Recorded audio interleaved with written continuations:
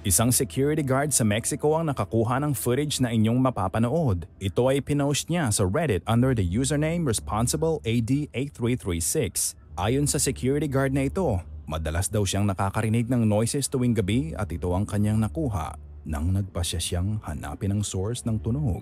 Panooring mabuti at huwag kukurap. Está bastante oscuro, ¿no? Es que se escuchó a alguien. ¡Su puta madre! May lumingon. Nakita niyo ba yon? Isang mukha o isang korte ng mukha ang mabilis na sumilip sa gilid ng air conditioner. May sumilip pala, may sumilip. Ito ay lamang ng camera pero halatang ito ay napansin agad ng security guard sapagkat dali-dali niya itong hinanap. Ano nga ba ang entity na ito? Ayon sa ilang commenters, medyo suspicious daw na hindi niya finifilm ang air conditioner mismo.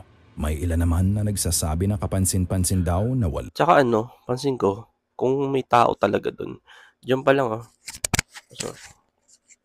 Dito Dito dapat may makikitang paa or binti ng tao.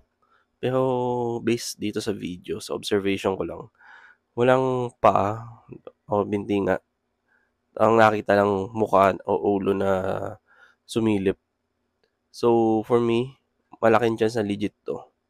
Kasi ito pa lang walang pa binti. Walang makikitang paa. Ano sa yun tingin nga, niyo mga sabi sa inyo ka-goosebumps? Ito kaya ay ghost caught on tape?